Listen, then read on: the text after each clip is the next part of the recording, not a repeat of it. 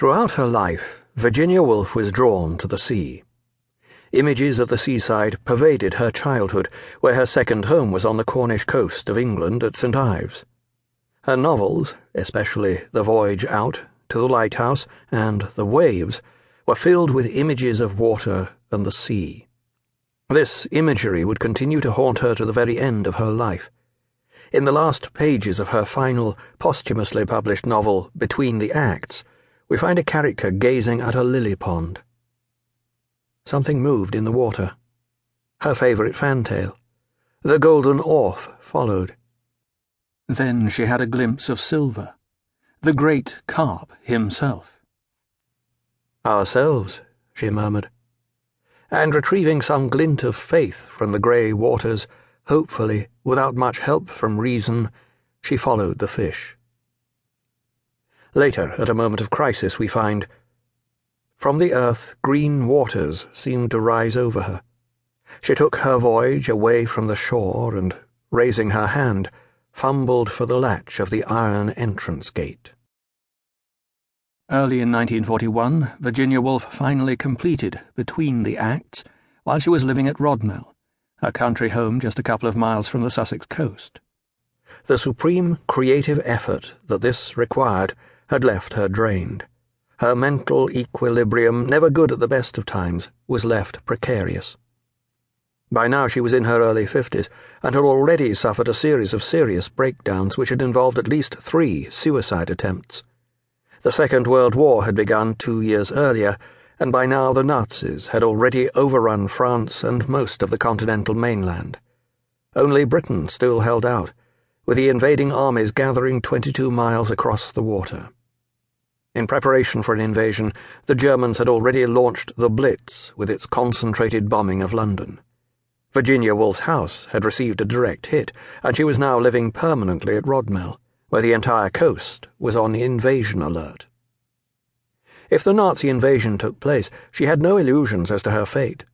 Her husband Leonard, who had loyally supported her through all her travails, was Jewish, and thus liable to be sent to a concentration camp.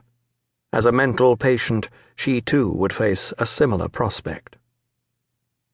Virginia Woolf and her Bloomsbury Group friends prided themselves on their personal frankness and honesty toward one another.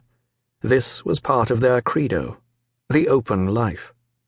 Her sister Vanessa Bell wrote her a well-intentioned letter in which she made it clear that she knew Virginia was on the brink of another mental collapse, but she implored her, "You must not go and get ill just now. You don't know how much I depend on you. Do please be sensible for that, if for no other reason." Around this time, Virginia made contact with her publisher John Lehman, who together with her husband Leonard now ran the Hogarth Press. She gave him the manuscript of Between the Acts, but told him that in her opinion it was a failure. "It's much too slight and sketchy." Lehman disagreed with her verdict, and without informing her went ahead with plans for publication, placing an advertisement for the forthcoming novel in a magazine. In the ensuing days, Virginia Woolf's mental health began to deteriorate. As in previous attacks, she began hearing voices. She became certain that she was going mad.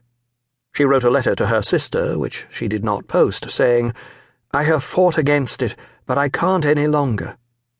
Early on the morning of March the 28th, she wrote a letter to her husband beginning, "Dearest, I want to tell you that you have given me complete happiness. No one could have done more than you have done. Please believe that." Afterward, Virginia Woolf let herself out of the house and walked across the field down to the banks of the River Ouse. Owing to the spring rains, the river was running high. She picked up a large heavy stone from the bank and placed it in the pocket of her coat. Then she jumped into the cold, fast-flowing waters of the river. 3 weeks later, her dead body was discovered downstream toward the sea. Virginia Woolf was just 53 years old when she died. The miracle was that she had lasted so long. The previous decades had been a constant battle against mental illness, with her lucid periods haunted by the prospect of its return. During these lucid periods, by sheer strength of will and at great mental cost, she had managed to produce some of the finest literary works of the early 20th century.